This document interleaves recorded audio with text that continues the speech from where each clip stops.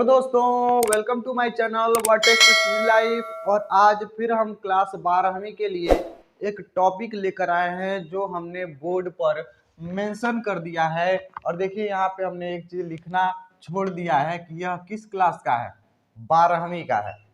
ठीक है। अब 12वीं में जो यह टॉपिक है वैद्युत धारिता, इसको समझते हैं। ठीक है कि वैद्युत धारिता क्या होती है, वैद्युत धारिता को कैसे हम डिफाइन करते हैं। ठीक है। तो अगर हम कहें कि आप धारिता के बारे में बताइए, धारिता क्या होता है, बात को समझना, अभी कुछ नोट मत करना, इस चीज को पहले समझ लीजिए उसके बाद से नोट करिएगा। तो देखो धारिता क्या होता है, किसी भी चीज को धारण करने की क्षमता। ठीक है, किसी भी चीज को धारण करने की क्षमता। अगर हम एक आपको ग्लास दे दें, ठीक है, एक आपको हम ग्लास दे दें और कहें कि बताओ इसमें कितना पानी को हम रख सकते हैं या धारण कर सकता है यह ग्लास। ठीक है, कहने का तात्पर्य यह है कि हम कहें कि यह ग्लास कितना पानी को धारण करेगा, कितने जल को धारण करेगा, तो आप बताएंगे कि हाँ ये होगा, अगर आधा लीटर का होगा तो आधा लीटर पानी धारण करेगा। मतलब इसमें जितना हम सामान को रख सकते हैं यह इस वस्तु की धारिता को प्रदर्शित करता है। ठीक है, उसी प्रकार से है वैद्युत धारिता। ठीक है, वैद्युत धारिता, इस बात को समझिएगा कि वैद्युत धारिता क्या है। यदि हम कोई मशीन ले लें, ठीक है, या फिर कोई ऐसा चालक चीज ले लें, ऐसा चालक चीज जैसे मान लेते हैं हम बैटरी ले लेते हैं। बैटरी कुछ इस प्रकार से होता है, आप देखे होंगे, इस प्रकार से होता है, इस पे पॉजिटिव, इस पे निगेटिव चार्ज होता है। अब इसमें क्वेश्चन, इसे बैटरी क्या करते हैं, हम लाइट से एक बार चार्ज करते हैं और फिर हम इसका प्रयोग करके इसको डिस्चार्ज कर देते हैं। इसका काम यही होता है। तो इसमें मेन काम क्या होता है, जब हम लाइट में लगाते हैं तो इसमें क्या संरक्षित होता है, क्या धारण करता है, यह आवेशों को क्या कर लेता है, धारण कर लेता है। आवेश आपको बताया गया होगा, क्यू से डिनोट करते हैं। आवेश होता है, धनावेशित भी हो सकता है, ऋणावेशित भी हो सकता है।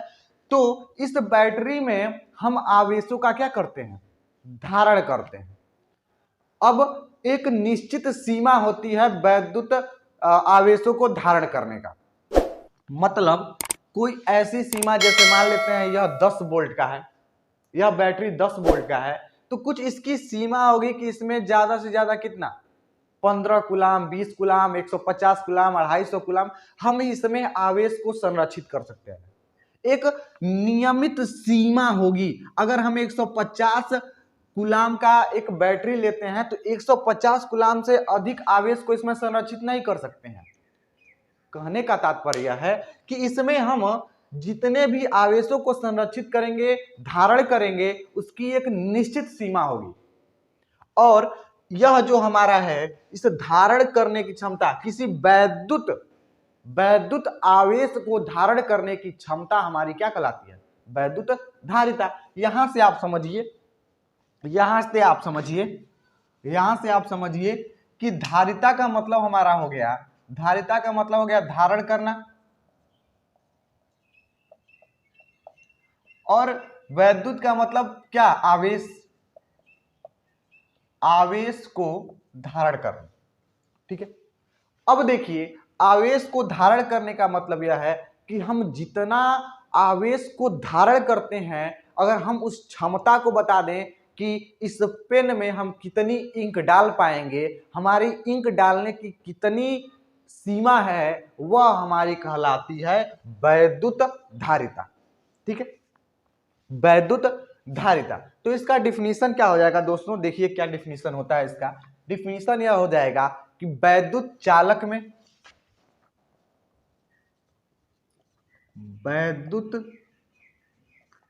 में आवेशों को संग्रहित करने की क्षमता को वैद्युत धारिता कहते हैं।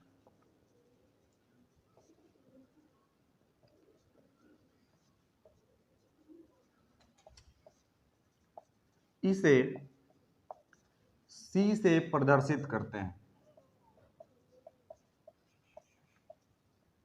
ठीक है, इसे हम C से प्रदर्शित करते हैं। ठीक है, इस चीज को समझिएगा, जो हमारी वैद्युत धारिता है इसको हम C से प्रदर्शित करेंगे। और इसमें एक चीज और, जितना हम किसी बैटरी को आवेश देंगे, ठीक है, यानी जितना हमने बैटरी को आवेश दिया उतना ही हमारा वोल्ट भी मतलब उसमें संरक्षित होगा। ठीक है, यानी अगर किसी बैटरी में हम आवेश को बढ़ा रहे हैं तो वोल्ट भी क्या होगा, बढ़ेगा। यह होता है अनुक्रमानुपाती का चिन्ह। ठीक है, यहां से हमारा पहला डिफिनीशन यह बन गया, इसको भी आप लिख सकते हैं। एक और डिफिनीशन है कि किसी चालक में वैद्युत आवेश तथा वोल्ट के अनुपात को वैद्युत धारिता का।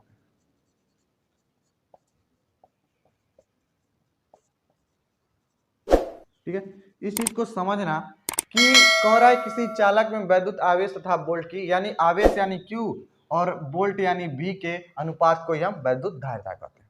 अब यह कहां से आया, हमने इसके पहले आपको इक्वेशन बताया, अगर Q बढ़ेगा तो V भी बढ़ेगा। यह इक्वेशन आपको समझ में आया, यह गुण होता है। ठीक है, यह बढ़ेगा तो यह भी बढ़ेगा। अब यहाँ पे इसको हम अनुक्रमानुपाती का चिन्ह जब हटाएंगे, तो जब यहाँ पे इस अनुक्रमानुपाती का चिन्ह हटाते हैं तो क्या लग जाएगा, सी भी। यह हमारा होता है नियतांक, जहां यहाँ पे लिख देता हूं, जहां सी नियतांक है, जहां सी नियतांक है। अब आप बोलोगे कि यह अगर हम कहीं पर भी प्रोपोर्शनल का चिन्ह हटाएंगे तो क्या हम सी ही लिखेंगे, तो नहीं, यह वैद्युत धारिता के लिए नियतांक होता है सी। ठीक है, तो यहां पे हमने सी लिख दिया। अब देखिए भी को इधर पक्षांतर करें तो क्या मिलेगा, Q अपान V, और यह हमारा होता है वैद्युत धारिता Q अपान V। अब इसका मात्रक देख लीजिए कि मात्रक क्या होता है, इसको हम मिटाते हैं। इस सूत्र से हम मात्रक निकालेंगे, C equal to Q upon V। इसका दो मात्रक होता है दोस्तों, हर साल पूछता है क्वेश्चन, कि आपको बताते हैं। C हमारा ऐसे है, Q का हो जाएगा कूलाम और V का हो जाएगा वोल्ट। यह हमारा पहला मात्रक। ठीक है, और दूसरा मात्रक जो मोस्ट इंपॉर्टेंट है वह है फैरड। फैरड यह हमारा मोस्ट इंपॉर्टेंट है, क्योंकि देखिए फैरड में ही क्वेश्चन उठाता है। अगर कहीं पर भी फैरड दे दिया है कि 10 फैरड है, 10 फैरड है, फिर या 10 माइक्रो फैरड है, तो इससे आप समझ जाएंगे कि यह जो हमारा रीडिंग दिया है वह क्या है, धारिता है। जो हमारी है वह धारिता है। ठीक है, अब यहाँ पे इसका मात्रक हो गया। बीमीय सूत्र क्या होगा, तो बीमीय सूत्र इसका होता है यम पे -1, यल पे -2 और टी पे 2 और ए पे 2 और टी पे -4। यह होता है बीमीय सूत्र। ठीक है, बीमीय सूत्र भी इंपॉर्टेंट है। देखिए जितना भी डिफिनीशन आपको बताया जा रहा है, आपकी किताब में जितना भी डिफिनीशन है उसका मात्रक और बीमीय सूत्र जरूर याद करिएगा, क्योंकि यह ज्यादा नंबर में तो क्वेश्चन नहीं पूछता है, लेकिन छोटे छोटे क्वेश्चन में यह इंपॉर्टेंट होता है। और आपका पेपर 70 नंबर का होगा, तो उसमें जितनी छोटी छोटी चीजें होंगी वही आपकी नंबर बढ़ाएंगी। ठीक है, जितनी छोटी छोटी चीजें होंगी वही आपकी नंबर बढ़ाएंगी, तो इन सब चीजों पे ध्यान दीजिए। ठीक है, क्योंकि छोटे छोटे से ही मिलकर एक गट्ठर का निर्माण होता है दोस्तों, यह हम आपको बता दे रहे हैं। चलिए यह हो गया। अब आपको एक चीज और आपको हम बता दे रहे हैं, एक चीज और आपको बता दे रहे हैं कि एक माइक्रोफैरड इसको हम म्यू कहते हैं, 1 म्यू एफ। एक माइक्रोफैरड में 10 टू द पावर माइनस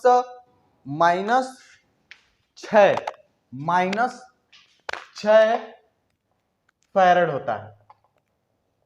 ठीक है, एक म्यू फैरड में 10 टू द पावर -6 फैरड होता है।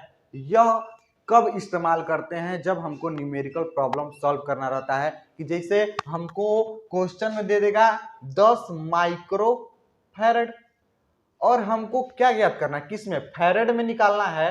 तो हम क्या करेंगे, इसको 10 माइक्रो फैरड को क्या 10 टू द पावर -7 फैरड हो जाएगा। माने माइक्रो फैरड को फैरड में बदलने के लिए यह प्रयोग करते हैं। अगर वीडियो अच्छी लगती है तो लाइक करिए, कमेंट करिए और ज्यादा से ज्यादा शेयर कीजिए, क्योंकि यहाँ पर आपको इजी वे में समझाया जाएगा कि कैसे फिजिक्स को पढ़ सकते हैं और फिजिक्स को से अच्छा नंबर हम गेन कर सकते हैं। ठीक है, धन्यवाद।